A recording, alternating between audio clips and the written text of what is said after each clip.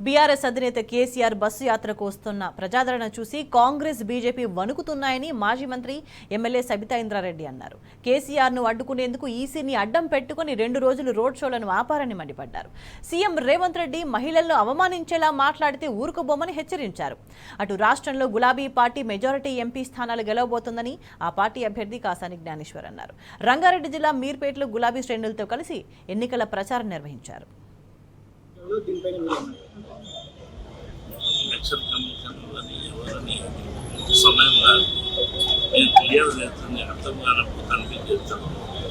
కేసీఆర్ గారు పదయాత్రకు బయలుదేరగానే లక్షలాది జనం తండోపతంగా తరలిస్తున్నప్పుడు మొగులు మొదలైంది. బీజేపీ కానీ కాంగ్రెస్ కానీ మొగులు మొదలైపోయింది. తప్పకుండా కేసీఆర్ జరిగితే మాత్రం పుస్తగతులు ఉన్నాయన్న ఉద్దేశంతో ఎటు చూసినా ఏ ఆలోచన చేసినా తన చేతిని అడ్డం పెట్టి సూర్యుని ఆపలేదు. కనుక మీరు బాగా గమనించాలి. ఏమైనా కేసీఆర్ వైపు మొత్తం యావత్తు ప్రజానికం ఉంది. దాంట్లో ఎలాంటి సందేహం లేదు.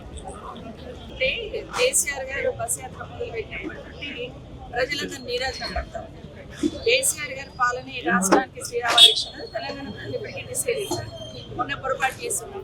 ఇప్పుడు మాత్రం కేసీఆర్ని గెలిపించుకోవాలనేది ఖచ్చితంగా కింది స్థాయిలో ఆలోచన వచ్చింది. కాబట్టి ఈరోజు కేసీఆర్ గారికి ఎలక్షన్ కమిషన్ నోటీస్ వచ్చి 42 గంటలు ఆపమని చెప్తారు. ఇది ఎట్లా ఉందంటే సూర్యుడి గారు చేయబెట్టారు. ప్రజలు గమనిస్తూ ఉన్నారు. వాళ్ళు తిరగరు, వాళ్ళు కష్టాలు పట్టించుకోరు. కేసీఆర్ గారు వస్తే కూడా జీర్ణించుకోలేకపోతుందని ఇప్పటికీ అర్థమైంది. ఎందుకంటే మొన్న మనం చూస్తున్నాం, నల్గొండ పోయినా వరంగల్ పోయినా రైతుల దగ్గరికి వెళ్ళి రైతులతో మాట్లాడుతూ రైతుల కష్టాలు వింటూ కేసీఆర్ గారు పోయినప్పుడు కేసీఆర్ గారేమో పొలాల్లో తిరుగుతుంటే మన రాష్ట్ర ముఖ్యమంత్రి రేవంత్ రెడ్డి గారేమో ఐపీఎల్ మ్యాచ్ చూస్తూ ఉన్నారు. ఇవన్నీ కింద ప్రజలు గమనించున్నారు. కాబట్టి మా కష్టాలు పంచుకునేది కేసీఆర్ గారు ఒకటని ఇప్పుడు తెలంగాణ రాష్ట్రంలో ప్రజలందరికీ అర్థమైపోయింది. కేసీఆర్ గారు ఇట్లాగే తిరిగితే ఒక సీటు కూడా మాకు రాదనే భయం బీజేపీ కాంగ్రెస్ వాళ్ళకి అర్థమైపోయింది.